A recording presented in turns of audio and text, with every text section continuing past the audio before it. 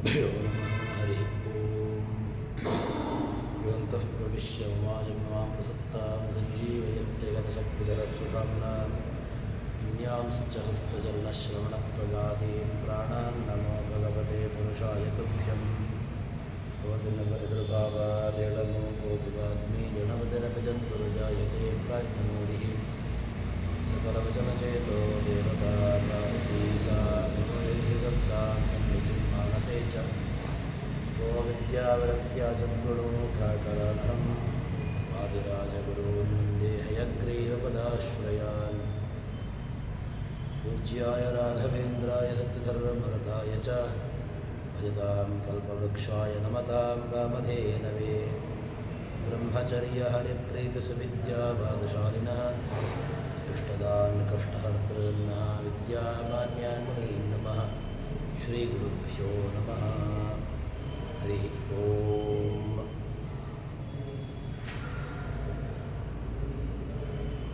ಭಗವಂತನ ವಿಶ್ವಾದಿ ರೂಪಗಳು ವಿಶ್ವ, ತೈಜಸ, ಪ್ರಾಜ್ಞ, ತುರಿಯ ಎಂಬಂತಹ ರೂಪಗಳ ವಿವರಣೆ, ಅದೇ ರೀತಿಯಾಗಿ ಆ ರೂಪಗಳ ನಿಯಾಮಕತ್ವವನ್ನು ಹೇಳಿದರು.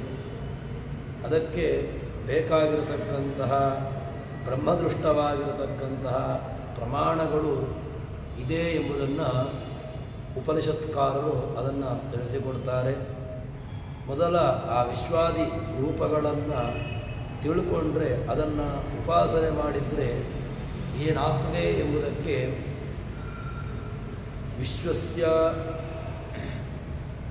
ವಿಶ್ವಸ್ಯಾತ್ವವಿವಕ್ಷಾಯಾಂ ಆದಿಸಾಮಾನ್ಯಂ ಉತ್ಕಟಂ ಮಾತ್ರಾ ಸಂಪ್ರತಿಪತ್ತೌ ಸ್ಯಾತ್ ಆಪ್ತಿಸಾಮಾನ್ಯಮೇವ ಚ ಎಂಬುದಾಗಿ ಮೊದಲಿಗೆ ಆ ವಿಶ್ವನ ರೂಪದ ಉಪಾಸನೆಯನ್ನು ಮಾಡಿದರೆ ಆಗತಕ್ಕಂತಹ ಫಲವನ್ನು ಹೇಳ್ತಾರೆ. ಹಿಂದೆ ಆ ಪ್ರಮಾಣಗಳನ್ನು ಹೇಳಿದರು. ಈಗ ಅದೇ ಪ್ರಮಾಣಗಳನ್ನು ಮತ್ತಷ್ಟು ಬಲಗೊಳಿಸಿ ಅದು ಹಿಂದೆ ಹೇಳಿರತಕ್ಕಂತಹ ಮಂತ್ರಗಳು ಅದು ಪೂರ್ತಿಯಾಗಿ ಅದಕ್ಕೆ ಪ್ರಮಾಣ ಇದೆ. ಯಾಕೆಂದರೆ ಈಗ ಹೇಳ್ತಕ್ಕಂತಹ ಏನು ಈ ಮಂತ್ರಗಳು ಇದು ಬ್ರಹ್ಮದೃಷ್ಟವಾಗಿರತಕ್ಕಂತಹ ಮಂತ್ರಗಳು ಎಂಬುದಾಗಿ ಸಂವಾದಿಯಾಗಿರತಕ್ಕಂತಹದ್ದು. ಆ ಹಿಂದಿನ ಮಾತಿಗೆ ಈ ಮಂತ್ರಗಳು ಸಂವಾದಿಯಾಗಿರತಕ್ಕಂತಹದ್ದು ಎಂಬುದನ್ನು ತಿಳಿಸಿಕೊಡ್ತಾರೆ. ಅವನು ಆ ಮೊದಲ ವರ್ಣ ವಿಶ್ವ, ಅದರ ಮೊದಲ ವರ್ಣವಾಗಿರತಕ್ಕಂತಹ ಅಕಾರ, ಅದು ಪ್ರಣವದ ಮೊದಲ ವರ್ಣ. ಇಲ್ಲಿ ಆ ವಿಶ್ವ ಅದರ ಪ್ರತಿಪಾದ್ಯ ರೂಪನಾಗಿರ್ತಕ್ಕಂಥವನು ವಿಶ್ವ ಎಂಬುದಾಗಿ ಉಪಾಸನೆ ಮಾಡಿತು ಅಂತಾದರೆ ಆವಾಗ ಇಡೀ ಜಗತ್ತು ಹೇಗೆ ಜಗತ್ತಿಗೆ ಆದಿಮಾನ್ ಅಂತ ಹಿಂದೆ ಒಂದು ಶಬ್ದವನ್ನು ಹೇಳಿದರು. ವಿಶ್ವಸ್ಯಾತ್ವವೀಕ್ಷಾಯಾಂ ಆದಿಮಾನ್ಯಮುತ್ಕಟಂ. ಆದಿ, ಇಡೀ ಜಗತ್ತಿಗೆ ಆದಿ, ಮೊದಲಿಗೆ ಇರತಕ್ಕಂಥವನು. ಅದೇ ರೀತಿಯಾಗಿ ಉಪಾಸನೆಯನ್ನು ಮಾಡಿರತಕ್ಕಂಥವನು ಕೂಡ ಅವನು ಆದಿಮಾನ್, ಮೊದಲಿಗನು ಎಂಬುದಾಗಿ ಅನಿಸಿಕೊಳ್ಳುತ್ತಾನೆ. ತದನಂತರದಲ್ಲಿ ಅದನ್ನು ಉಪಾಸನೆ ಮಾಡಿದ್ದರಿಂದಾಗಿ ಆ ವಿಶ್ವನ ಅನುಗ್ರಹದಿಂದಾಗಿ ಮೋಕ್ಷದಲ್ಲಿ ಏನಾಗ್ತದೆ ಅಂತ ಕೇಳಿದರೆ ಆ ವಿಶ್ವನ ಅನುಗ್ರಹದಿಂದಾಗಿ ಚಿನ್ಮಯನಾಗಿರತಕ್ಕಂತಹ ಶರೀರ, ಚಿತ್ಶರೀರವನ್ನು ಪಡ್ಕೊಳ್ಳುತ್ತಾನೆ. ತದನಂತರದಲ್ಲಿ ಎಲ್ಲ ಪದಾರ್ಥಗಳನ್ನು ತಾನು ಏನೆಲ್ಲ ಬಯಸ್ತಾನೋ ಆ ಎಲ್ಲವನ್ನೂ ಕೂಡ ಪಡೆದುಕೊಳ್ಳತಕ್ಕಂತಹ ಸಾಮರ್ಥ್ಯವುಳ್ಳವನಾಗ್ತಾನೆ ಅಂತ ಹೇಳ್ತಾರೆ. ಅಷ್ಟು ಅಂದರೆ ಏನು ತಾನು ಪಡ್ಕೊಳ್ಳಬೇಕೋ ಆ ಪಡ್ಕೊಳ್ಳಬೇಕಾಗಿರತಕ್ಕಂತಹದ್ದನ್ನೆಲ್ಲವನ್ನೂ ಕೂಡ ತಾನು ಪಡ್ಕೊಳ್ತಾನೆ. ಮೋಕ್ಷದಲ್ಲಿ ವ್ಯವಸ್ಥೆಯೇ ಹಾಗೆ. ಮೋಕ್ಷದ ವ್ಯವಸ್ಥೆಯನ್ನು ಹೇಳುವಾಗಲೇ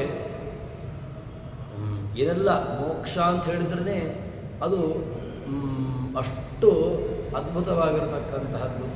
ಅಂದರೆ ಮೋಕ್ಷದ ವರ್ಣನೆಯನ್ನು ಹೇಳುವಾಗ ಯಾರಿಗೆ ಯಾವುದು ಬೇಕು ಅಂತಿದೆಯೋ ಆ ಎಲ್ಲವನ್ನೂ ಕೂಡ ಪಡೆದುಕೊಳ್ತಾನೆ. ಮೋಕ್ಷದಂತ ಹೇಳಿದರೆ ಅಂಥದ್ದು. ಮೋಕ್ಷದಲ್ಲಿ ಅದಿಲ್ಲ ಇದಿಲ್ಲ ಅಂತ ಇಲ್ಲ. ಯಾಕೆ?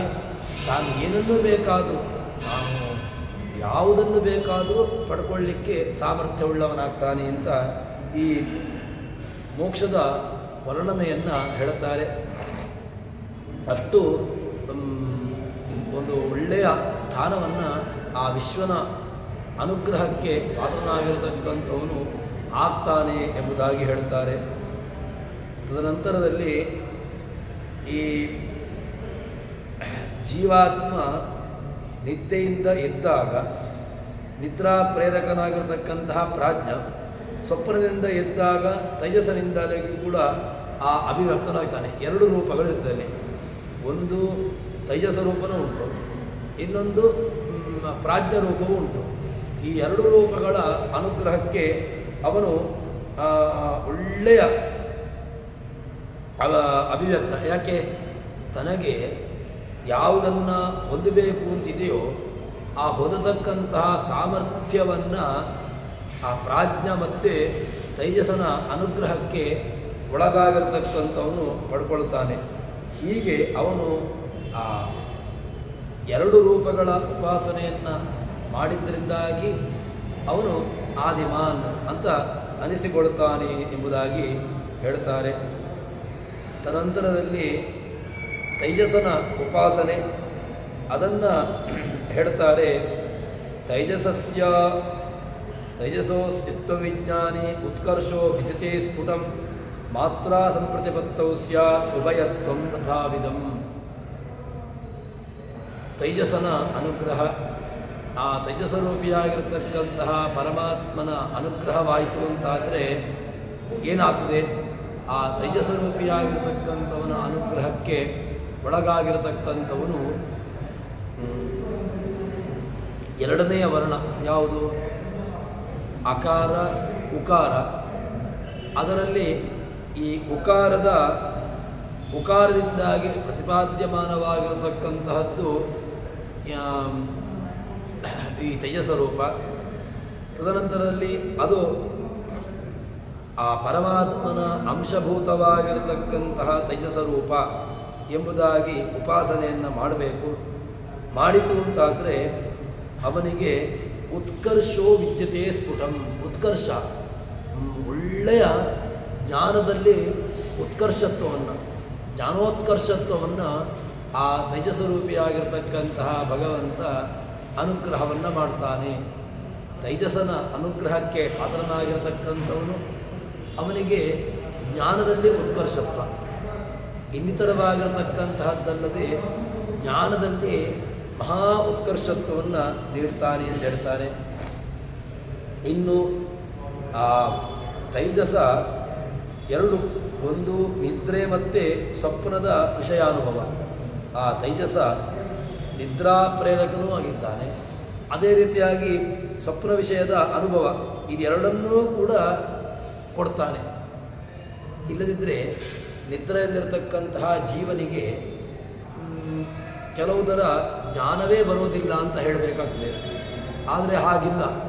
ಅವನಿಗೆ ಮಲಗಿದ್ರೂ ಕೂಡ ಒಂದಷ್ಟು ಜ್ಞಾನ, ಕೆಲವು ಬಾಹ್ಯವಾಗಿರತಕ್ಕಂತಹ ವಿಷಯಗಳಲ್ಲಿ ಜ್ಞಾನ ಬರ್ತದೆ. ಈ ಜ್ಞಾನ ಅದು ಹೇಗೆ ಬರುವಂತಹದ್ದು ಅಂತ ಕೇಳಿದರೆ ತೈಜಸನ ಅನುಗ್ರಹ. ಈ ತೈಜಸರೂಪಿಯಾಗಿರ್ತಕ್ಕಂತಹ ಪರಮಾತ್ಮನ ಅನುಗ್ರಹವನ್ನು ಪಡ್ಕೊಂಡಿರತಕ್ಕಂಥವನು ಅವನಿಗೆ ಉತ್ತಮ ಉಪರಮ ರೂಪವಾಗಿರತಕ್ಕಂತಹ ನಿದ್ರೆ, ಅದೇ ರೀತಿಯಾಗಿ ಒಳ್ಳೆಯ ಸ್ವರೂಪೇಂದ್ರಿಯ ವಿಷಯದ ಅನುಭವ, ಇದೆರಡನ್ನೂ ಕೂಡ ಅವನ ಆ ತೈಜಸನ ಅನುಗ್ರಹಕ್ಕೆ ಪಾತ್ರನಾಗಿರತಕ್ಕಂತಹ ಜೀವರಾಶಿಗೆ ಆಗ್ತದೆ. ಅದು ಬಾರಿಂದ ಆಗುವಂತಹದ್ದು ಅಂತ ಕೇಳಿದರೆ ಅದು ತೈಜಸ ರೂಪಿಯಾಗಿರ್ತಕ್ಕಂತಹ ಪರಮಾತ್ಮ. ಇನ್ನಿತರವಾಗಿರ್ತಕ್ಕ ಪರಮಾತ್ಮ ಅಲ್ಲಿ ತೈಜಸ ರೂಪಿಯಾಗಿದ್ದುಕೊಂಡು ಆ ತೈಜಸನ ಅನುಗ್ರಹಕ್ಕೆ ಒಳಗಾಗಿ ಈ ರೀತಿಯಾಗಿ ಒಳ್ಳೆಯ ಉತ್ತಮವಾಗಿರ್ತಕ್ಕಂತಹ ವಿಷಯಾನುಭವ ಇದೆಲ್ಲವನ್ನು ಕೂಡ ನೀಡ್ತಾನೆ ಅಂತ ಹೇಳ್ತಾರೆ. ತದನಂತರದಲ್ಲಿ ಮಕಾರಭಾವೇ ಪ್ರಾಜ್ಞಸ್ಯ ಮಾನಸಾಮಾನ್ಯ ಮುತ್ಕಟಂ ಮಾತ್ರಾಸಂಪ್ರತಿಪತ್ತೌತು ಲಯಸಾಮಾನ್ಯವೇವ ಚ. ತದನಂತರದಲ್ಲಿ ಆ ಮಕಾರ ಮೂರನೆಯ ಪಾದವಾಗಿ ಮೂರನೆಯ ಅಕಾರ ಉಕಾರ ಮಕಾರ, ಅದರಲ್ಲಿ ಮೂರನೆಯ ಮಾತ್ರೆ ಓಂಕಾರದಲ್ಲಿರತಕ್ಕಂತಹ ಮೂರನೆಯ ಮಾತ್ರೆ ಯಾವುದು ಅಂತ ಕೇಳಿದರೆ ಅದು ಮಕಾರ. ಆ ಮಕಾರದಿಂದಾಗಿ ಪ್ರತಿಪಾದ್ಯಮಾನವಾಗಿರತಕ್ಕಂತಹದ್ದು ಪ್ರಾಜ್ಞ. ಅಲ್ಲಿಗೆ ಮೂರು ಮಾತ್ರೆಗಳಾಯಿತು. ಅಕಾರದ ವಿಶ್ವ ಅಂತಾಯಿತು, ಉಕಾರ ತೈಜಸ ಅಂತಾಯಿತು, ಮಕಾರ ಪ್ರಾಜ್ಞರೂಪಿಯಾಗಿರತಕ್ಕಂತಹ ಭಗವಂತ ಅಂತಾಯಿತು. ಇದನ್ನು ಆ ಮಕಾರದಿಂದಾಗಿ ಪ್ರತಿಪಾದ್ಯನಾಗಿರತಕ್ಕಂತಹ ಅದೇ ರೀತಿಯಾಗಿ ಆ ಪರಮಾತ್ಮನ ಅಂಶ ಎಂಬುದಾಗಿ ನೀವು ಪ್ರಾಜ್ಞರೂಪಿಯಾಗಿರತಕ್ಕಂತಹ ಭಗವಂತನನ್ನು ಉಪಾಸನೆ ಮಾಡಿತು ಅಂತಾದರೆ ಏನು ಮಾನಸಾಮಾನ್ಯ ಮುತ್ಕಟಂ ಎಲ್ಲವನ್ನೂ ಕೂಡ ಆ ಜ್ಞಾನದಲ್ಲಿ ಹೇಗೆ ಆ ಪ್ರಾಜ್ಞರೂಪಿಯಾಗಿರತಕ್ಕಂತಹ ಭಗವಂತ ಎಲ್ಲರನ್ನೂ ಕೂಡ ಎಲ್ಲಿ ಅಂತರ್ಗತಗೊಳಿಸ್ತಾನೆ ಅಂತ ಕೇಳಿದರೆ ಆ ಜ್ಞಾನದ ವ್ಯವಸ್ಥೆಯಲ್ಲಿ ಎಲ್ಲರನ್ನೂ ಕೂಡ ಅಂತರ್ಭಾವಗೊಳಿಸಿಬಿಡ್ತಾನೆ. ಅಂತಹ ಜ್ಞಾನದ ಪ್ರಕಾಶದಲ್ಲಿ ಅಂತರಗೊಳಿಸಿಬಿಡ್ತಾನೆ. ನಮ್ಮನ್ನೂ ಕೂಡ ಒಳ್ಳೆಯ ಸಾತ್ವಿಕರಾಗಿರತಕ್ಕಂತಹ ಜೀವರಾಶಿಗಳನ್ನು ಕೂಡ ಏನು ಮಾಡ್ತಾನೆ, ಆ ಜೀವರಾಶಿಗಳನ್ನು ಒಳ್ಳೆಯ ಪ್ರಾಜ್ಞರೂಪಿಯಾಗಿರತಕ್ಕಂತಹ ಭಗವಂತ ದುಃಖಾದಿಗಳ ಅನಿಷ್ಟವನ್ನು ಲಯವನ್ನು ಹೊಂದುವಂತೆ ಮಾಡ್ತಾನೆ. ಅಂತಹ ಜೀವರಾಶಿಗಳಿಗೆ ಆ ಒಳ್ಳೆಯ ಜೀವರಾಶಿಗಳು ಅಂತ ಯಾರಿದ್ದಾರೆ ಅಂತಹ ಜೀವರಾಶಿಗಳ ಎಲ್ಲ ಲಯವನ್ನು ದುಃಖವನ್ನು ಲಯಗೊಳಿಸಿಬಿಡ್ತಾನೆ. ಅವರಿಗೆ ಮತ್ತೆ ದುಃಖಾದಿಗಳು ಬರಬಾರ್ದು, ಆ ದುಃಖಾದಿಗಳ ಸಂಬಂಧ ಇರಬಾರ್ದು. ಆ ರೀತಿಯಾಗಿರ್ತಕ್ಕಂತಹ ಅನುಗ್ರಹವನ್ನು ಆ ಪ್ರಾಜ್ಞರೂಪಿಯಾಗಿರ್ತಕ್ಕಂತಹ ಭಗವಂತನ ಅನುಗ್ರಹಕ್ಕೆ ಒಳಗಾಗಿರ್ತಕ್ಕಂತಹ ಜೀವರಾಶಿಗಳಿಗೆ ಮಾಡ್ತಾನೆ ಎಂಬುದಾಗಿ ಹೇಳ್ತಾರೆ. ಇದು ಮೂರು ನಮಗೆ ಅಕಾರ ಉಕಾರ ಮಕಾರ, ಅದೇ ರೀತಿಯಾಗಿ ವಿಶ್ವ ತೈಜಸ ಪ್ರಾಜ್ಞ ಈ ಮೂರು ರೂಪಗಳ ವ್ಯವಸ್ಥೆಯನ್ನು ನಮಗೆ ಉಪನಿಷತ್ಕಾರರು ತಿಳಿಸಿಕೊಟ್ಟರು. ತದನಂತರದಲ್ಲಿ ಇನ್ನು ಮುಂದೆ ಹೇಳ್ತಾರೆ, ತ್ರಿಷುಧಾಮಸು ಯತ್ತುಲ್ಯಂ ಸಾಮಾನ್ಯಂ ವೇತ್ತಿ ನಿಶ್ಚಿತ ಸಪೂಜ್ಯ ಸರ್ವಭೂತಾನಾಂ ವಂದ್ಯಶ್ಚೈವ ಮಹಾಮುನಿ. ಇಲ್ಲಿ ಮೂರು ಮೂರು ರೂಪಗಳನ್ನು ತ್ರಿಷುಧಾಮಸು ಯಾವುದೆಲ್ಲ ಮೂರು ರೂಪಗಳು ಮೂರು ವರ್ಣಗಳಿಂದ ವಾಚ್ಯ ಯಾವುದೆಲ್ಲ ಅಂತ ಕೇಳಿದ್ರೆ ವಿಶ್ವ ತೈಜಸ ಪ್ರಾಜ್ಞ ಎಂಬಂತಹ ಮೂರು ರೂಪಗಳು ಭಗವತ್ ಸ್ವರೂಪವನ್ನು ಅಕಾರ ಉಕಾರ ಮಕಾರದಿಂದಾಗಿ ವಾಚ್ಯ. ಅಕಾರ ವಾಚ್ಯವಾಗಿ ವಿಶ್ವರೂಪ ಉಂಟು, ಉಕಾರ ವಾಚ್ಯವಾಗಿ ತೈಜಸ ರೂಪ ಇದೆ, ಮಕಾರ ವಾಚ್ಯವಾಗಿ ಪ್ರಜ್ಞರೂಪಿಯಾಗಿರ್ತಕ್ಕಂಥವನು ಪ್ರಾಜ್ಞ ಎಂಬಂತಹ ಭಗವಂತ ಇದ್ದಾನೆ ಎಂಬುದಾಗಿ ನೀವು ಉಪಾಸನೆಯನ್ನು ಮಾಡಿತು ಅಂತಾದರೆ ಆವಾಗ ಏನಾಗ್ತದೆ, ಅವನಿಗೆ ಆದಿಮಾನ್ ಅಂತ ವಿಶ್ವನ ಉಪಾಸನೆಯನ್ನು ಮಾಡಿದ್ದರಿಂದಾಗಿ ಲೋಕವನ್ನು ಹೇಳಿದ್ದಾರೆ.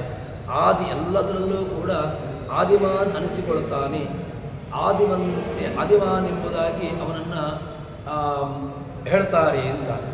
ಈ ಆದಿಮಾನ್ ಅಂತ ಆದಿಮತ್ವ ಎಂಬುದೇನಿದೆ ಇದು ಆದಿಮತ್ವ, ಇದು ಎಲ್ಲ ಮೂರು ಲೋಕದಲ್ಲೂ ಕೂಡ ಯಾವುದನ್ನು ವಿಶ್ವ ತೇಜಸ ಪ್ರಾಜ್ಞ ಮೂರು ರೂಪಗಳನ್ನು ಉಪಾಸನೆ ಮಾಡಿದ್ದರಿಂದಾಗಿಯೂ ಕೂಡ ಇದು ಈ ಆದಿಮತ್ವ ಎಂಬುದು ಸಿಗ್ತದೆ. ಅದೇ ರೀತಿಯಾಗಿ ಅವನಿಗೆ ಪರಮಾತ್ಮನಲ್ಲಿರತಕ್ಕಂತಹ ಮೋಕ್ಷದಲ್ಲಿ ಆಗತಕ್ಕಂತಹ ಆನಂದಾನುಭವ ಏನು ಆನಂದದ ಅನುಭವ ಏನಿದೆ ಅದಕ್ಕೂ ಕೂಡ ಅವನು ಅರ್ಹತೆಯನ್ನು ಪಡ್ಕೊಳ್ತಾನೆ ಅಂತ. ಹೀಗೆ ಆದಿಮತ್ವ ಮೊದಲಾಗಿರತಕ್ಕಂತಹ ಒಳ್ಳೆಯ ಸಾಮ್ಯ ಇದು ಲಭಿಸ್ತದೆ ಜೀವನಿಗೆ. ತದನಂತರದಲ್ಲಿ ಎಲ್ಲ ಜೀವರಾಶಿಗಳು ಕೂಡ ಏನಾಗ್ತಾರೆ ಅಂತ ಕೇಳಿದರೆ ಅವರಿಗೆ ಪೂಜ್ಯರು ಸಹ ಪೂಜ್ಯ ಸರ್ವಭೂತಾನಾಂ ವಂದ್ಯ ಸರ್ವಭೂತಾನಾಂ ಪೂಜ್ಯ ಎಲ್ಲ ಭೂತಗಳಲ್ಲಿಯೂ ಕೂಡ ಯಾರಲ್ಲಿ ನಿಶ್ಚಯಾತ್ಮಕವಾಗಿರತಕ್ಕಂತಹ ಜ್ಞಾನ ಕೇವಲ ಯಾವುದೋ ಒಂದು ಕಿಂಚಿತ್ ಜ್ಞಾನ ಅಲ್ಲ, ಪೂರ್ತಿ ನಿಶ್ಚಯಾತ್ಮಕವಾಗಿರ್ತಕ್ಕಂತಹ ಜ್ಞಾನವನ್ನು ಬೇಕು ಅಂತ ಹೇಳ್ತಾರೆ. ಏನೋ ಅಲ್ಪ ಸ್ವಲ್ಪ ಜ್ಞಾನವನ್ನು ಇಟ್ಟುಕೊಂಡ್ರೆ ನನಗೆ ಮೋಕ್ಷವಾಗ್ತದೆ ಆ ರೀತಿಯಾಗಿ ಅಲ್ಲ. ಮತ್ತು ಆ ನಿಶ್ಚಯಾತ್ಮಕ ಜ್ಞಾನವನ್ನು ಹೇಳ್ತಾರೆ. ಪರಮಾತ್ಮ ಪ್ರತಿಪಾದ್ಯನೋ ಹೌದೋ ಅಲ್ವೋ ಇತ್ಯಾದಿ ಒಂದು ರೀತಿಯಾಗಿರ್ತಕ್ಕಂತಹ ಗೊಂದಲಮಯವಾಗಿರತಕ್ಕಂತಹ ಜ್ಞಾನ ಅಥವಾ ಅನಿಶ್ಚಯಾತ್ಮಕವಾಗಿರ್ತಕ್ಕಂತಹ ಜ್ಞಾನ ಇದ್ಯಾವುದೂ ಕೂಡ ಪ್ರೇರಕ ಆಗೋದಿಲ್ಲ. ಮತ್ತು ಯಾವುದು ನಮಗೆ ಪ್ರೇರಕವಾಗುವಂತಹದ್ದು ಅಂತ ಕೇಳಿದ್ರೆ ಭಗವಂತ, ಮುಖ್ಯನಾಗಿ ಭಗವಂತ ಈ ವಿಶ್ವಾದಿ ರೂಪಗಳು ಅದು ಅಕಾರಾದಿ ಪ್ರತಿಪಾದ್ಯಗಳಾಗಿವೆ. ಅದೇ ರೀತಿಯಾಗಿ ಅದು ಮೋಕ್ಷದಲ್ಲಿಯೂ ಕೂಡ ಒಳ್ಳೆಯ ಅನುಭವವನ್ನು ಮೋಕ್ಷದಲ್ಲಿ ಕೊಡತಕ್ಕಂಥವುಗಳು. ಅದೇ ರೀತಿಯಾಗಿ ಯಾರು ಅಂತಹ ಜೀವರಾಶಿಗಳು ಒಳ್ಳೆಯ ಜೀವರಾಶಿಗಳು ಯಾರಿದ್ದಾರೆ ಅಂಥವರಿಗೆ ಸಕಲ ವಿಧವಾಗಿರತಕ್ಕಂತಹ ಅನುಗ್ರಹವನ್ನು ಮಾಡುವಂತಹದ್ದು ಅಂತ ಯಾರು ಉಪಾಸನೆಯನ್ನು ಮಾಡ್ತಾರೆ ಅವರಿಗೆ ಎಲ್ಲವನ್ನೂ ಕೂಡ ಲಭಿಸುವಂತೆ ಮಾಡ್ತಾನೆ ಎಂಬುದಾಗಿ ಹೇಳ್ತಾರೆ. ಹೀಗೆ ಆ ಪರಮಾತ್ಮನನ್ನು ತಿಳ್ಕೊಳ್ಳಬೇಕು ಎಂಬುದಾಗಿ ಉಪನಿಷತ್ಕಾರರು ನಮಗೆ ಅದರ ಉತ್ತರವನ್ನು ಕೊಡ್ತಾರೆ. ಸರ್ವಭೂತಾನ ವಂದ್ಯಶ್ಚೈವ ಮಹಾಮುನಿ ಅಂತ. ಆ ಜ್ಞಾನಿ ಯಾರಿದ್ದಾನೆ ಅಂದರೆ ಇದನ್ನು ತಿಳ್ಕೊಂಡಿರತಕ್ಕಂತಹ ಅವನು ಜ್ಞಾನಿ, ಅವನು ಪೂಜ್ಯನೂ ಆಗ್ತಾನಂತೆ. ವಂದ್ಯ ಮಹಾಮುನಿ, ಅವನು ಮಹಾಜ್ಞಾನಿ ಅಂತ ಅನಿಸಿಕೊಳ್ತಾನೆ. ಮನನಶೀಲ ಮುನಿ ಅಂತ. ಮುನಿ ಶಬ್ದಕ್ಕೆ ಮನನಶೀಲ, ಸದಾ ಕಾಲದಲ್ಲೂ ಕೂಡ ಆ ಭಗವಂತನದ್ದೇ ಚಿಂತನೆಯಲ್ಲಿರತಕ್ಕಂಥವನು. ಮನನಶೀಲ ಮುನಿ. ಅಂತಹ ಒಳ್ಳೆಯ ಮನನವನ್ನು ಮಾಡಿರತಕ್ಕಂಥವನು ಅವನಿಗೆ ಭಗವಂತನ ಸನ್ನಿಧಾನ ಎಂಬುದು ಲಭಿಸ್ತದೆ ಅಂತ ಉಪನಿಷತ್ತು ನಮಗೆ ತಿಳಿಸಿಕೊಡುತ್ತದೆ. ತದನಂತರದಲ್ಲಿ ಅಕಾರೋ ನೇತೆ ವಿಶ್ವಂ ಉಕಾರಶ್ಚಾಪಿ ತೇಜಸಂ ಅಕಾರಶ್ಚ ಪುನಃ ಪ್ರಾಜ್ಞಂ ನಾಮಾತ್ರೇ ವಿದ್ಯತೆ ಗತಿ. ಅದಕ್ಕೆ ಇದನ್ನು ಮತ್ತೊಂದು ಅದರ ಪ್ರತ್ಯೇಕವಾಗಿ ಅದನ್ನು ಬಿಡಿಸಿ ಅದರ ವಿವರಣೆಯಿಂದ ಹೇಳ್ತಾರೆ. ಅಕಾರೋ ನೇತೆ ವಿಶ್ವಂ, ಅಕಾರವಾಚ್ಯನಾಗಿರತಕ್ಕಂತಹ ವಿಶ್ವನ ಉಪಾಸನೆಯನ್ನು ಮಾಡಿದರೆ ಏನಾಗ್ತದೆ ಅಂತ ಕೇಳಿದರೆ ಅವನಿಗೆ ವಿಶ್ವನನ್ನು ಹೊಂದುತ್ತಾನಂತೆ. ಅಕಾರನಾಗಿರತಕ್ಕಂತಹ ಅಕಾರವಾಚ್ಯನಾಗಿರತಕ್ಕಂತಹ ಭಗವಂತನ ಉಪಾಸನೆ ಅದು ಒಳ್ಳೆಯ ವಿಶ್ವನಾಮಕನಾಗಿರತಕ್ಕಂತಹ ಭಗವಂತನ ಕಡೆಗೆ ನಮ್ಮನ್ನು ಕಳಿಸಿಕೊಂಡು ಹೋಗ್ತದೆ. ಉಕಾರಶ್ಚಾಪಿ ತೇಜಸಂ, ಇನ್ನು ಉಕಾರದಿಂದಾಗಿ ವಾಚ್ಯನಾಗಿರ್ತಕ್ಕಂಥವನು ತೇಜಸ, ಇನ್ನು ಮಕಾರ ವಾಚ್ಯನಾಗಿರ್ತಕ್ಕಂಥವನು ಪ್ರಾಜ್ಞ. ಈ ಎಲ್ಲ ವಿವರಣೆಗಳು ಈ ಮೂರು ರೂಪಗಳು ಕೂಡ ವಿಶ್ವರೂಪ ಆಗಲಿ, ತೇಜಸ್ವರೂಪ ಆಗಲಿ, ಪ್ರಾಜ್ಞರೂಪಿಯಾಗಲಿ, ತುರಿಯ ರೂಪವಾಗಲಿ ಎಲ್ಲವೂ ಕೂಡ ಪ್ರತ್ಯೇಕವಾಗಿದೆ ಅಷ್ಟೇ. ಆದರೆ ವಾಸ್ತವಿಕವಾಗಿ ಏನು ಅಂತ ಕೇಳಿದ್ರೆ ಈ ವಿಶ್ವಾದಿ ರೂಪಗಳು ಅದೆಲ್ಲವೂ ಕೂಡ ಒಂದೇ. ಆದರೆ ಒಂದೊಂದು ಪ್ರಣವದ ಒಂದೊಂದು ಮಾತ್ರೆಯನ್ನು ಉಪಾಸನೆ ಮಾಡುವ ಮೂಲಕವಾಗಿ, ಅಂದರೆ ನೀವು ಅಕಾರವನ್ನು, ಉಕಾರವನ್ನು, ಮಕಾರವನ್ನು ಹೀಗೆ ಒಂದೊಂದು ಮಾತ್ರೆಗಳನ್ನು ಉಪಾಸನೆ ಮಾಡ್ತಾ ಬಂದ್ರಿ ಅಂತ ಅಂದರೆ ಆವಾಗ ಅದರಿಂದ ನಮಗೇನಾಗ್ತದೆ ಅಂತ ಕೇಳಿದರೆ ಒಳ್ಳೆಯ ಅನುಗ್ರಹವಾಗುವಂತಹದ್ದು, ಅಥವಾ ಒಳ್ಳೆಯ ಒಂದು ಸ್ಥಾನವನ್ನು ಪಡ್ಕೊಳ್ಬೇಕು ಅಂತಾದರೆ ಅದಕ್ಕೆ ಈ ಭಗವಂತನ ರೂಪಗಳನ್ನು ಉಪಾಸನೆ ಮಾಡುವಂತಹದ್ದು ಅತ್ಯವಶ್ಯಕ ಅಂತ. ಹೀಗೆ ಈ ಐಕ್ಯ ವಿಭಾಗಗಳು ಮಕಾರಶ್ಚ ಪುನಃ ಪ್ರಾಜ್ಞಂ ನಾಮಾತ್ರೇ ವಿದ್ಯೇಗತಿ ಅಂತ. ಅವನಿಗೆ ಯಾವುದೂ ಅಂಶನೇ ಅಲ್ಲ ಅಂತ ಹೇಳಿಕೊಂಡು ತುರಿಯನಲ್ಲಿ ಜ್ಞಾನಿಗೆ ಪ್ರವೇಶವೇ ಇಲ್ಲ ಅಂತ ಹೇಳಿಕೊಂಡು ಇಲ್ಲ. ಅವನಿಗೆ ಯಾವುದೇ ವ್ಯವಸ್ಥೆಯನ್ನು ಅಥವಾ ಇಲ್ಲಿ ತುರಿಯ ರೂಪನಾಗಿರ್ತಕ್ಕಂತಹ ಭಗವಂತನಿಗೆ ಯಾವುದನ್ನು ಕೂಡ ಹೇಳಿಲ್ಲ ಅಂತಾದ್ದರಿಂದಾಗಿ ಅವನಿಗೆ ಜ್ಞಾನಿಗಳಿಂದ ಪ್ರವೇಶ ಗಮ್ಯನಲ್ಲ ಅಂತ ಆ ರೀತಿಯಾಗಿ ಅರ್ಥವನ್ನು ಮಾಡಬೇಡಿ. ಅವನು ತುರಿಯ ರೂಪನಾಗಿರ್ತಕ್ಕಂತಹ ಭಗವಂತನೂ ಕೂಡ ಜ್ಞಾನಿಗಮ್ಯ, ಜ್ಞಾನದಿಂದಲೇ ಗಮ್ಯ, ಅದೇ ರೀತಿಯಾಗಿ ಜ್ಞಾನಿಗಮ್ಯ. ಇದೆರಡೂ ಕೂಡ ಅವನಲ್ಲಿ ತುರಿಯದಲ್ಲಿಯೂ ಕೂಡ ಜ್ಞಾನಿಗೆ ಪ್ರವೇಶವೇ ಇಲ್ಲ ಅಂತ ಹೇಳಲಿಕ್ಕೆ ಬರೋದಿಲ್ಲ. ಆ ರೀತಿಯಾಗಿ ಅರ್ಥವನ್ನು ಮಾಡಬೇಡಿ. ಯಾಕೆ? ತುರಿಯ ರೂಪನಾಗಿರ್ತಕ್ಕಂತಹ ಭಗವಂತನೂ ಕೂಡ ಅವನು ಒಂದು ಜ್ಞಾನದಿಂದಾಗಿಯೇ ಹೊಂದಲಿಕ್ಕೆ ಯೋಗ್ಯನಾಗಿರ್ತಕ್ಕಂಥವನು ಎಂಬುದನ್ನು ಇಲ್ಲಿ ನಮಗೆ ತಿಳಿಸಿಕೊಡ್ತಾರೆ. ಹೀಗೆ ಆ ತುರಿಯನ ಉಪಾಸನೆಯನ್ನು ಅವನಿಗೆ ಅಮಾತ್ರ, ಅವನಿಗೆ ಯಾವುದೇ ರೀತಿಯಾಗಿರ್ತಕ್ಕಂತಹ ಅವನನ್ನು ಹೊಂದಲಿಕ್ಕೆ ಬೇಕಾಗಿರತಕ್ಕಂತಹ ವ್ಯವಸ್ಥೆಗಳಿಲ್ಲ ಎಂಬುದಾಗಿ ಅರ್ಥವನ್ನು ಮಾಡಬೇಡಿ. ಯಾಕೆ ಅಂತಂದರೆ ಅವನೂ ಕೂಡ ಆ ಮಕಾರವಾಚನ ತುರಿಯ ನಾಮಕನಾಗಿರ್ತಕ್ಕಂಥ ಭಗವಂತನೂ ಕೂಡ ಅವನೂ ಕೂಡ ಜ್ಞಾನಿಗಮ್ಯ, ಅವನೂ ಕೂಡ ಆ ಭಗವಂತನಿಂದ ಅಥವಾ ಭಗವಂತನನ್ನು ಯಾರು ತಿಳ್ಕೊಳ್ತಾರೋ ಅಂಥವರಿಗೂ ಕೂಡ ಅಂತಹ ಜ್ಞಾನಿಗಳಿಂದಲೂ ಕೂಡ ಅವನು ಹೊಂದಲಿಕ್ಕೆ ಯೋಗ್ಯನಾಗಿರ್ತಕ್ಕಂಥವನು ಎಂಬುದನ್ನು ಇಲ್ಲಿ ತಿಳಿಸಿಕೊಡ್ತಾರೆ. ಹೇಗೆ ಅಂತ ಕೇಳಿದರೆ ಅದನ್ನು ಪ್ರತ್ಯೇಕವಾಗಿ ಸ್ವಲ್ಪ ಬಿಡಿಸಿಕೊಂಡು ಹೇಳುತ್ತಾರೆ. ವಿಶ್ವ, ತೈಜಸ, ಪ್ರಾಜ್ಞ ಇದು ನಿತ್ಯದಲ್ಲೂ ಕೂಡ ಒಬ್ಬ ಜೀವರಾಶಿ, ಒಬ್ಬ ಜೀವನಲ್ಲಿ ಈ ವಿಶ್ವಾದಿ ರೂಪಗಳು ನಿತ್ಯದಲ್ಲೂ ಕೂಡ ತಮ್ಮ ವ್ಯಾಪಾರವನ್ನು ಮಾಡ್ತಾ ಇರ್ತವೆ. ಏಕೀಭಾವ ಎಂಬುದು ಉಂಟೇ ಉಂಟು ಅವರಲ್ಲಿ. ವಿಶ್ವ, ತೈಜಸ, ಪ್ರಾಜ್ಞ, ತುರಿಯ ಇವರೆಲ್ಲರೂ ಕೂಡ ಅನ್ಯೋನ್ಯವಾಗಿ ಐಕ್ಯ ಎಂಬಂತೂ ಉಂಟು. ಅದೇ ರೀತಿಯಾಗಿ ಎಚ್ಚರ ಸ್ಥಾನಕ್ಕೆ ಬಂದಾಗ ವಿಶ್ವದ ಅನುಗ್ರಹವಾಗ್ತಾ ಇರ್ತದೆ. ತೈಜಸ್ವರೂಪಿಯಾಗಿರ್ತಕ್ಕಂಥ ಭಗವಂತ ಅವನು ನಾವು ಗಾಢವಾಗಿರತಕ್ಕಂತಹ ಸ್ವಪ್ನಾವಸ್ಥೆಗೆ ಹೋಯಿತು ಅಂತಾದರೆ ಅಲ್ಲಿ ತೈಜಸ ರೂಪಿಯಾಗಿರ್ತಕ್ಕಂತಹ ಭಗವಂತ, ಇನ್ನು ಪ್ರಾಜ್ಞರೂಪಿಯಾಗಿರ್ತಕ್ಕಂತಹ ಭಗವಂತನನ್ನು ನೋಡಿದರೆ ಅಥವಾ ಅವನನ್ನು ನಾವು ಅವನ ಆಲಿಂಗನೆಗೆ ಒಳಗಾಯಿತು ಅಂತಾದರೆ ಅಲ್ಲಿ ಪ್ರಾಜ್ಞರೂಪಿಯಾಗಿರ್ತಕ್ಕಂತಹ ಭಗವಂತನ ಆಲಿಂಗನೆ. ಹೀಗೆ ಜೀವನು ಪ್ರತಿಯೊಂದು ಭಗವದ್ರೂಪಗಳ ಜೊತೆಗೆ ಅಥವಾ ಭಗವದ್ರೂಪಗಳು ಏಕೀಭಾವ, ಅದರ ರೀತಿಯಾಗಿ ವಿಭಾಗ, ಇದೆರಡೂ ಕೂಡ ಆಗುವಂತಹದ್ದಿದ್ದೇ ಇದೆ. ಇಲ್ಲಿ ಆ ತುರಿಯನಿಗೆ ಇತರ ರೂಪಗಳಲ್ಲಿ ಯಾಕೆ ತುರಿಯ ಅದು ಶ್ರೇಷ್ಠ ರೂಪ, ಅದೊಂದು ರೀತಿಯಾಗಿರ್ತಕ್ಕಂತಹ ಒಂದು ಉತ್ತಮ ರೂಪ, ಅದು ಈ ವಿಶ್ವಾದಿ ರೂಪಗಳಲ್ಲಿ ಹೋಗ್ತದೆ ಅಂತ ಹೇಳಲಿಕ್ಕಿಲ್ಲ. ಅದನ್ನು ಏನು ಹೇಳ್ತಾರೆ? ಅಮಾತ್ರ.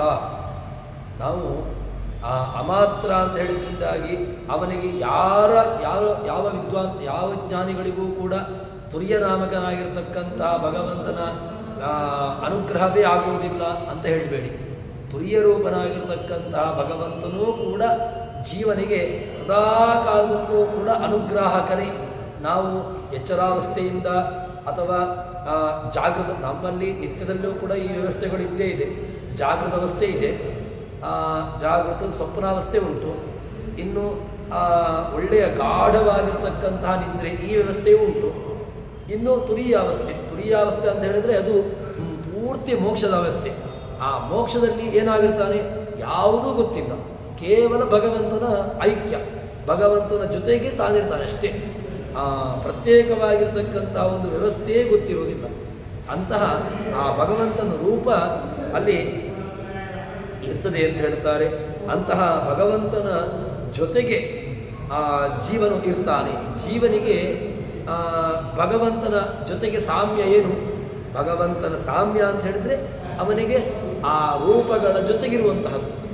ನಾವು ಈಗ ಸಾಮ್ಯ ಅಂತ ಹೇಳಿದರೆ ನಮಗೆ ಭಗವಂತನ ಲೋಕದಲ್ಲಿ ಹೇಗೆ ಅಂತ ಕೇಳಿದರೆ ಭಗವಂತನ ಲೋಕದಲ್ಲಿ ನಾವಿರುವಂತಹದ್ದು. ಇನ್ನು ಸಾರೋಕ್ಯ, ಸಾರೂಪ್ಯ, ಸಾಮೀಪ್ಯ, ಸಾಹಿತ್ಯ ಅಂತ ಹೇಳಿದಾಗ ಈ 4 ವಿಧವಾಗಿರ್ತಕ್ಕಂತಹ ಮೋಕ್ಷಗಳು ಇದು ಜೀವನಿಗೆ ಆಗ್ತದೆ.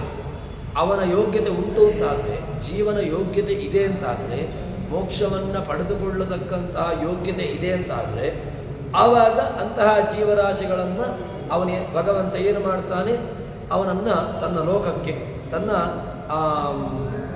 ಮೋಕ್ಷದ ಅನುಗ್ರಹಕ್ಕೆ ಯೋಗ್ಯ ಎಂಬುದನ್ನು ಅವನನ್ನು ಮಾಡಿ ಅವನನ್ನು ತನ್ನ ಲೋಕಕ್ಕೆ ಕರೆಸಿಕೊಳ್ತಾನೆ ಎಂಬುದಾಗಿ ಹೀಗೆ ನಮಗೆ ಹೇಳ್ತಾರೆ.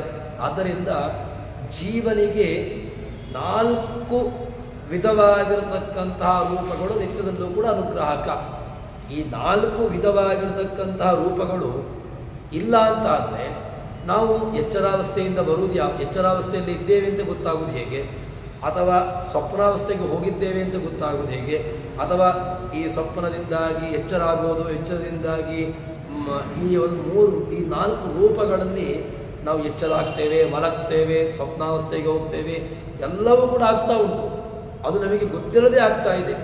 ಹೇಗಾಗ್ತಾ ಉಂಟು ಅಂತ ಕೇಳಿದ್ರೆ ಅಲ್ಲಿ ನಿಯಂತ್ರಣವಾಗಿರತಕ್ಕಂತಹ ಅದನ್ನು ಕಂಟ್ರೋಲ್ ಮಾಡತಕ್ಕಂತಹ ಒಂದು ರೂಪ ಯಾವುದು ಅಂತ ಕೇಳಿದರೆ ಈ 4 ರೂಪಗಳು, ವಿಶ್ವ, ತೇಜಸ್ಸ, ಪ್ರಾಜ್ಞ, ತುರಿಯ ಎಂಬ 4 ರೂಪಗಳು ನಮ್ಮ ಜಾಗೃತ, ಸ್ವಪ್ನ, ಸುಷುಪ್ತಿ, ಅದೇ ರೀತಿಯಾಗಿ ತುರಿಯ ಕೊನೆಯ ವ್ಯವಸ್ಥೆ. ಈ 4 ವ್ಯವಸ್ಥೆಗಳನ್ನು ಜೀವನನ್ನು ಹಿಡಿದುಕೊಂಡು ಉಂಟು ಅಂತ ಗೊತ್ತಾಗುವಂತಹದ್ದು. ಇದನ್ನು ನಮಗೆ ಉಪನಿಷತ್ಕಾರರು ತಿಳಿಸಿಕೊಡ್ತಾರೆ. ಹೀಗೆ ನಾವು ಅವನನ್ನು ಆದಿಮತ್ತೆಯಿಂದ ಉಪಾಸನೆ ಮಾಡಬೇಕು. ಎಲ್ಲ ಅವನನ್ನು ಉಪಾಸನೆ ಮಾಡುವ ಮೂಲಕವಾಗಿ ನಮಗೆ ಒಳ್ಳೆಯ ರೀತಿಯಾಗಿರತಕ್ಕಂತಹ ಅನುಗ್ರಹವನ್ನು ಮಾಡ್ತಾನೆ ಎಂಬುದಾಗಿ ಹೇಳ್ತಾರೆ. ತದನಂತರದಲ್ಲಿ ಈಗ ಕೊನೆಯ ರೂಪ, ಅದು ತುಂಬ ಗಹನವಾಗಿರ್ತಕ್ಕಂಥ ರೂಪ ಅಂತ ಹೇಳ್ತಾರೆ. ವಿಶ್ವರೂಪ, ತೇಜಸ್ವರೂಪ, ಪ್ರಾಜ್ಞರೂಪ ನಮಗೆ ಗೊತ್ತಾಗ್ತದೆ. ಯಾಕೆ? ಎಚ್ಚರದಲ್ಲಿದ್ದಾಗ ಬಲ ಕಣ್ಣಿನಲ್ಲಿರ್ತಾನೆ, ಇನ್ನು ಸ್ವಪ್ನಾವಸ್ಥೆಗೆ ಹೋದಾಗ ತೇಜಸ್ಸ ಕಂಠದಲ್ಲಿರ್ತಾನೆ, ಇನ್ನು ಪ್ರಾಜ್ಞರೂಪಿಯಾಗಿರ್ತಕ್ಕಂತಹ ಭಗವಂತನ ಆಲಿಂಗನೆಗೆ ಒಳಗಾದಾಗ ಪ್ರಾಜ್ಞರೂಪಿಯಾಗಿರ್ತಕ್ಕಂತಹ ಭಗವಂತ ಜೀವನನ್ನು ಗಾಢವಾಗಿ ಆಲಿಂಗನೆ ಮಾಡಿರ್ತಾನೆ. ಇದೆಲ್ಲ ಆಯಿತು, ಸರಿ. ಇನ್ನೀಗ ತುರಿಯನ ವ್ಯವಸ್ಥೆ ಅಂತ. ತುರಿಯ ಎಂಬುದು ದೊಡ್ಡ ವ್ಯವಸ್ಥೆ. ಅದು ನಾವು ಯಾರೂ ಕೂಡ ಅದನ್ನು ಹೊಂದಲಿಕ್ಕಾಗೋದಿಲ್ಲ. ಇದನ್ನಾದರೂ ಕೂಡ ನಾವು 3 ರೂಪವನ್ನು ನಾವು ಅನುಭವಿಸ್ಬೋದು ಯಾವಾಗ ಈ ಜೀವದ ವ್ಯವಸ್ಥೆಯಲ್ಲಿದ್ದಾಗ. ಈ ತುರಿಯ ರೂಪನಾಗಿರ್ತಕ್ಕಂತಹ ಭಗವಂತನನ್ನು ಕಲ್ಪನೆ ಮಾಡಲಿಕ್ಕೆ ಆಗೋದಿಲ್ಲ. ಯಾಕೆಂದರೆ ಅದು ಮೋಕ್ಷದ ವ್ಯವಸ್ಥೆ. ಅದು ಮೋಕ್ಷಕ್ಕೆ ಹೋದಾಗ ಆ ಮೋಕ್ಷದ ನಿಯಾಮಕವಾಗಿರ್ತಕ್ಕಂತಹ ರೂಪ ಅದು. ಆ ತುರಿಯ ರೂಪ ಅದು ಈಗಿನ ನಮ್ಮ ಈ ಜೀವರಾಶಿಗೆ, ನಮಗೆ ವಿಶ್ವಾದಿಗಳು ಕೂಡ ನಮಗೆ ಗೊತ್ತಾಗೋದಿಲ್ಲ. ನಾವು ಇದನ್ನು ಏನು ಮಾಡಬೇಕು? ಊಹೆ ಮಾಡಬೇಕಷ್ಟೇ. ನಮ್ಮನ್ನು ಭಗವಂತ ಎಚ್ಚರವಾಗಿಟ್ಟಿದ್ದಾನೆ, ಸ್ವಪ್ನಾವಸ್ಥೆಗೆ ಕರ್ಕೊಂಡು ಹೋಗಿದ್ದಾನೆ, ನಮಗೆ ಗಾಢವಾಗಿರತಕ್ಕಂಥ ನಿದ್ದೆಯನ್ನು ಕೊಟ್ಟಿದ್ದಾನೆ. ಇದೆಲ್ಲ ಕೊಟ್ಟಿದ್ದಾನೆ. ಅದರಿಂದಾಗಿ ನಮಗೆ ವಿಶ್ವಾದಿಗಳು ನಮ್ಮ ಜೊತೆಗೆ ಇದ್ದುಕೊಂಡು ಈ ರೀತಿಯಾಗಿರ್ತಕ್ಕಂತಹ ವ್ಯಾಪಾರವನ್ನು, ಅನುಗ್ರಹವನ್ನು ಮಾಡಿದ್ದಾರೆ ಎಂಬುದನ್ನು ನಾವು ಊಹೆ ಮಾಡಬೇಕು. ಹೀಗೆ ಆದರೆ ಅದನ್ನು ಕೊಟ್ಟದ್ದು, ಆ ಚಿಂತನೆಯನ್ನು ಕೊಟ್ಟದ್ದು ನಮಗೆ ಉಪನಿಷತ್ತು. ಇನ್ನು ಈಗ ಈ ತುರಿಯ ರೂಪನಾಗಿರ್ತಕ್ಕಂತಹ ಭಗವಂತನ ವ್ಯವಸ್ಥೆ ಅದು ಹೇಗಿದೆ, ಅದರ ಒಂದು ಚಿತ್ರಣವನ್ನು ಇಲ್ಲಿ ಹೇಳ್ತಾರೆ.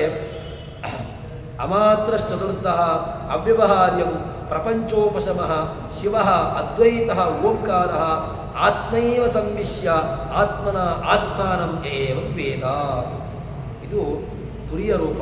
ಹೇಳ್ತಾರೆ ಇದು ಐಕ್ಯ ಇಲ್ಲ, ಒಂದಕ್ಕೊಂದು ವಿಶ್ವರೂಪ, ತೇಜಸ್ವರೂಪ ಆದಂತೆ ಒಂದಕ್ಕೊಂದು ಹೋಗಿ ಸೇರಿಕೊಳ್ಳೋದಿಲ್ಲ.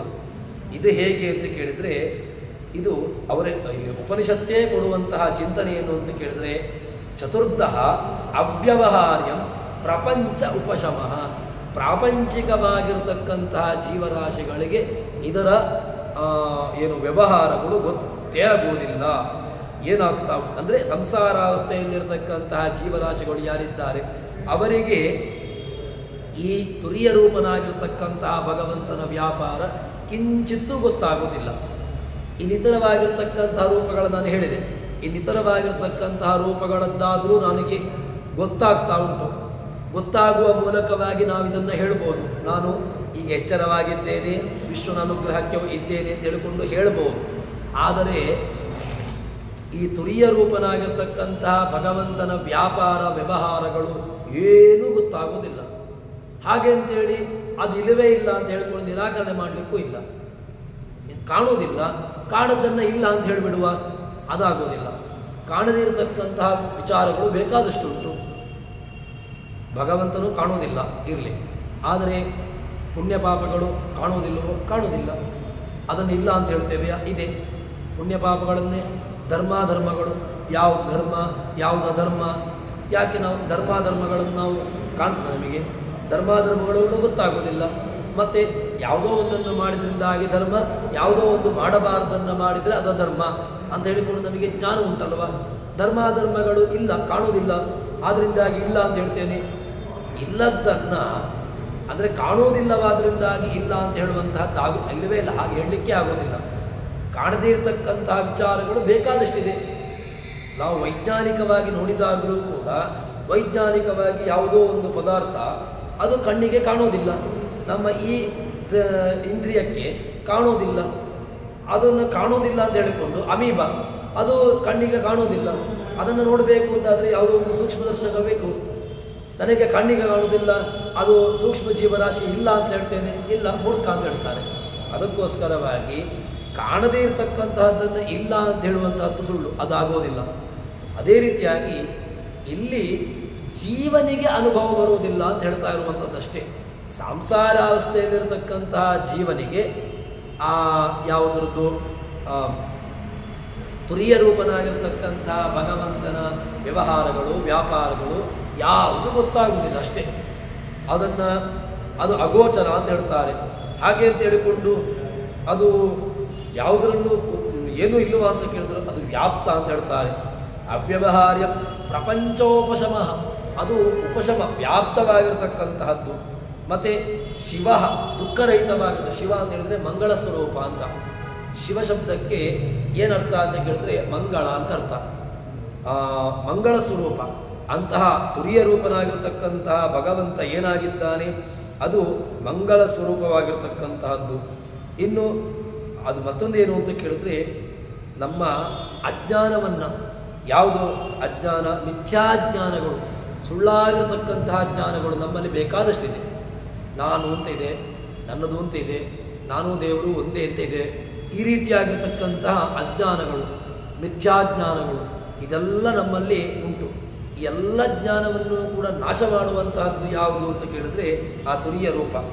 ಆ ತುರಿಯ ರೂಪ ಇದೆಲ್ಲವನ್ನು ನಮ್ಮ ಮಿಥ್ಯಾಜ್ಞಾನವನ್ನು ನಾಶ ಮಾಡ್ತೀವಿ. ಅದೊಂದು ದುಃಖರಹಿತವಾಗಿರ್ತಕ್ಕಂತಹದ್ದು. ಅವನು ಈ ಅಕಾರದಲ್ಲಿ, ಯಾವುದು ಪ್ರಣವದಲ್ಲಿ ಇರತಕ್ಕಂತಹ ಅಕಾರ ಉಕಾರ ಮಕಾರ, ಅದರ ಮುಂದಿನ ಇದು ವ್ಯವಸ್ಥೆ ಏನು ಅಂತ ಕೇಳಿದರೆ ನಾದ. ಆ ಪ್ರಣವದಲ್ಲಿ ಬರತಕ್ಕಂತಹ ನಾದರೂಪಿಯಾಗಿರ್ತಕ್ಕಂತಹ ಭಗವಂತ ತುರಿಯ ರೂಪನ ವ್ಯವಸ್ಥೆಯಲ್ಲಿದ್ದಾನೆ. ತುರಿಯ ರೂಪನ ಭಗವಂತ ನಾದ ಎಂಬಂತಹ ಅಕಾರ ಪ್ರಪಂಚ ಏನು ಪ್ರಣವದ ವರ್ಣಗಳಿದೆ, ಅದರಿಂದ ಪ್ರತಿಪಾದ್ಯನಾಗಿರ್ತಕ್ಕಂಥವನು ಅಂತ ಹೇಳ್ತಾರೆ. ಆ ನಾದ ಇನ್ನು ಅವನನ್ನು ಉಪಾಸನೆ ಮಾಡಿದ್ರಿಂದಾಗಿ ಆತ್ಮೈವ ಸಂವಿಶ್ಯ ಆತ್ಮನ ಆತ್ಮಾನಂ ಏವಂ ವೇದ. ಅವನನ್ನು ತುರಿಯನನ್ನು ಉಪಾಸನೆ ಮಾಡುವ ಮೂಲಕವಾಗಿ ಇದೆಲ್ಲವೂ ಕೂಡ ಯಾಕೆ ಹೇಳ್ತಾರೆ? ಉಪನಿಷತ್ತು ನಮಗೆ ಈ ವಿಶ್ವಾದಿ ರೂಪಗಳ ಚಿಂತನೆಯನ್ನು ಕೊಟ್ಟದ್ದು ಯಾಕೆ ಅಂತ ಕೇಳಿದರೆ ಅವನ ಉಪಾಸನೆಯನ್ನು ಮಾಡುವ ಮೂಲಕವಾಗಿ ಅವನನ್ನು ಹೊಂದಲಿಕ್ಕೋಸ್ಕರವಾಗಿ. ಇಲ್ಲದಿದ್ದರೆ ಇದೆಲ್ಲ ಬೇಕಾಗಿಯೇ ಇಲ್ಲ ನಮಗೆ. ಈ ಭಗವಂತನನ್ನು ನೋಡುವುದಂತೆ ಅಥವಾ ಅದನ್ನು ಕೇಳುವುದಂತೆ ಯಾಕೋಸ್ಕರವಾಗಿ ಇದನ್ನು ತಿಳ್ಕೊಂಡದ್ರಿಂದಾಗಿ ನಾವು ಕಿಂಚಿತ್ ಏನು ಮಾಡ್ಬೋದು ಅಂತ ಕೇಳಿದ್ರೆ, ನಾವು ಕೂತ್ಕೊಂಡಾಗ ಭಗವಂತನ ಈ ಒಂದು ವ್ಯಾಪಾರವನ್ನು ತಿಳ್ಕೊಂಡದ್ರಿಂದಾಗಿ ಭಗವಂತನ ಒಂದು ಅನುಗ್ರಹ ನಮಗೆ ಕ್ಷಣದಲ್ಲೂ ಕೂಡ ಹೇಗೆ ಆಗ್ತಾ ಉಂಟು ಎಂಬುದನ್ನು ನಾವು ತಿಳ್ಕೊಳ್ಬೋದು. ಇಲ್ಲದಿದ್ದರೆ ನಮಗೆ ಭಗವಂತ, ನಾವು ಸಾಮಾನ್ಯವಾಗಿ ತಿಳ್ಕೊಂಡು ಬಿಡ್ತೇವೆ ಭಗವಂತ ದೊಡ್ಡವನು, ಯಾಕೆ ದೊಡ್ಡವನು ಗೊತ್ತಿಲ್ಲ, ಯಾವುದರಿಂದಾಗಿ ದೊಡ್ಡವನು ಗೊತ್ತಿಲ್ಲ, ಒಟ್ಟು ಎಲ್ಲರೂ ಕೂಡ ದೊಡ್ಡವನು ಅಂತ ಹೇಳಿದ್ದಾರೆ, ಅದರಿಂದಾಗಿ ದೊಡ್ಡವನು ಅಂತ ಹೇಳಿದ ತಕ್ಷಣ ಅವನನ್ನು ಎಲ್ಲರೂ ಕೂಡ ಉಪಾಸನೆ ಮಾಡಬೇಕು ಅಂತಿಲ್ಲ. ಅವನ ದೊಡ್ಡದಾಗಿರ್ತಕ್ಕಂತಹ ಗುಣಗಳು ಯಾಕೆ ಅವನು ದೊಡ್ಡವನು, ಅದನ್ನು ನಾವು ಉಪಾಸನೆ ಮಾಡಿಕೊಂಡಾಗ, ಅದನ್ನು ತಿಳ್ಕೊಂಡಾಗ, ಉಪಾಸನೆ ಮಾಡುವುದು ಮತ್ತೆ ಎರಡನೇ ಹಂತ. ಮೊದಲಿಗೆ ಅದನ್ನು ತಿಳ್ಕೊಳ್ಳುವಂತಹದ್ದು. ಅವನ ಈ ಗುಣಗಳನ್ನು ಚಿಂತನೆ ಮಾಡುವ ಮೂಲಕವಾಗಿ ಇದನ್ನು ನಾವು ನಮ್ಮ ಮನಸ್ಥಿತಿಗೆ ಇದನ್ನು ಮಾಡಿಕೊಳ್ಳುವಂತಹದ್ದು. ಮತ್ತೆ ಕೂತ್ಕೊಂಡು ಏನು ಮಾಡುವಂತಹದ್ದು, ಇದರ ಮನನವನ್ನು ಮಾಡಿ ನಿಧಿಧ್ಯಾಸನವನ್ನು ಮಾಡಿ ಕೊನೆಗೆ ಅವನ ಅನುಗ್ರಹ ಸಿಕ್ಕಿತು ಅಂತಾದರೆ ಅವನನ್ನು ಹೊಂದುವಂತಹದ್ದು. ಉಪಾಸನೆ ಮಾಡಿದ ತಕ್ಷಣ ಏನೋ ನಮ್ಮನ್ನು ಕರ್ಕೊಳ್ತಾನೆ ಅಂತಿಲ್ಲ. ಆದರೆ ಉಪಾಸನೆ ಮಾಡುವಂತಹದ್ದು ನಮ್ಮ ಕರ್ತವ್ಯ. ಹೇಗೆ ಅಂತ ಕೇಳಿದರೆ, ಶಾಲೆಯಲ್ಲಿ ಪರೀಕ್ಷೆಯನ್ನು ಕೊಡತಕ್ಕಂತಹದ್ರಲ್ಲಿ ನಮ್ಮ ಕೆಲಸ ಏನು ಅಂತ ಕೇಳಿದರೆ, ಅವರು ಕೊಟ್ಟಿರತಕ್ಕಂತಹ ಪ್ರಶ್ನೆಗಳಿಗೆ ಉತ್ತರವನ್ನು ಬರೆಯುವಂತಹದ್ದು, ಅದಕ್ಕೆ ಬೇಕಾಗಿರ್ತಕ್ಕಂತಹ ಮಾರ್ಕ್ಸ್ಗಳು, ಅಂಕಗಳು, ಅದು ಮತ್ತೆ ಮುಂದೆ ಕೊಡ್ತಾರೆ. ಅದೇ ರೀತಿಯಾಗಿ ಭಗವಂತ ನಮಗೆ ಅನುಗ್ರಹ ಮಾಡ್ತಾನೋ ಇಲ್ಲವೋ ಅಂತ ಹೇಳಿಕೊಂಡು ಮಾಡೋದಿಲ್ಲ ಅಂತ ಹೇಳಿಕೊಂಡು ಬಿಟ್ಟು ಬಿಡುವ ಹಾಗಾಗೋದಿಲ್ಲ. ಭಗವಂತ ಅನುಗ್ರಹ ಮಾಡ್ತಾನೋ ಇಲ್ಲವೋ ಅಂತ ನಮಗೇನು ಗೊತ್ತು? ನಾವು ನಮ್ಮ ಕರ್ತವ್ಯವನ್ನು ಮಾಡುವಂತಹದ್ದು.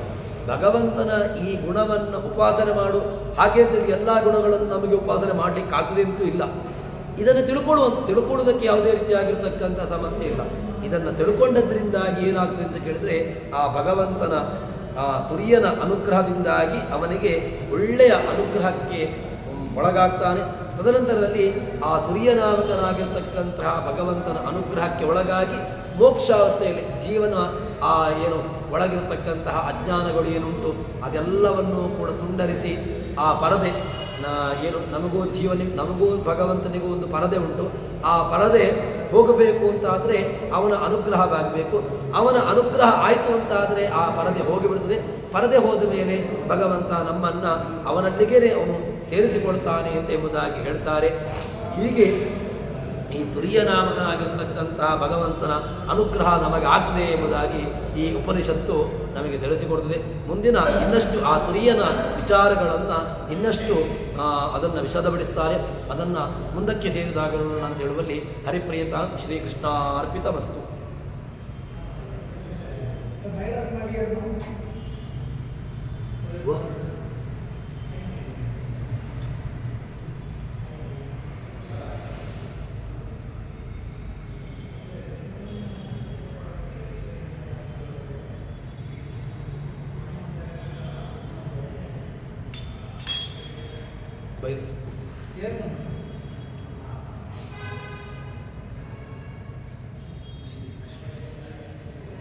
ಅವಳು ವೈರಸ್ ಉಂಟಾ? ಅಂತ